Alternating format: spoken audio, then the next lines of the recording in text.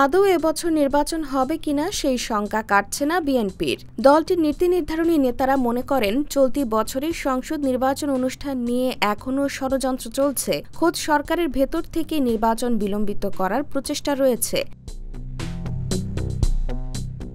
যদিও অন্তর্বর্তী সরকারের প্রধান উপদেষ্টা ড. মোহাম্মদ ইউনূস একাধিক আন্তর্জাতিক গণমাধ্যম ও ব্যক্তিত্বকে বলেছেন, আগামী ডিসেম্বর নাগাদ নির্বাচন অনুষ্ঠানের চেষ্টা করছে তার সরকার। নির্বাচন কমিশনও সেভাবে প্রস্তুতি নেওয়ার কথা জানিয়েছেন। তবু ডিসেম্বরে নির্বাচন নিয়ে ষড়যন্ত্র দেখছেন বিএনপির নেতারা। গত সোমবার গুলশানে বিএনপির চেয়ারপারসনের কার্যালয়ে অনুষ্ঠিত দলীয় স্থায়ী কমিটির সভায় নেতাদের বক্তব্য পর্যালোচনায় নির্বাচন নিয়ে সংশয়ের কথা উঠে আসে।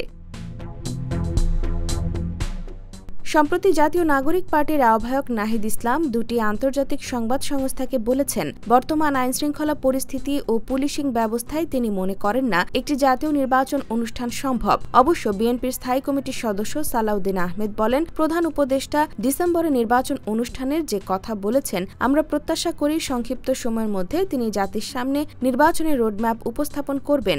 এতে নির্বাচন নিয়ে ধোঁয়াশা কেটে যাবে। নির্বাচনের রোডম্যাপ দিলে ব্যবসা বাণিজ্য অনিশ্চয়তা কেটে যাবে, সর্বক্ষেত্রে স্বস্তি আসবে।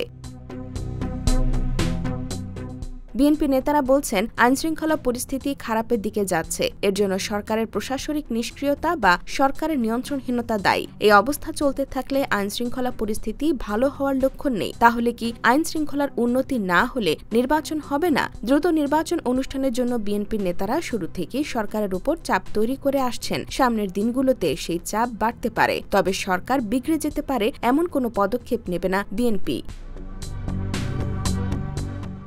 IBTV USA, New York।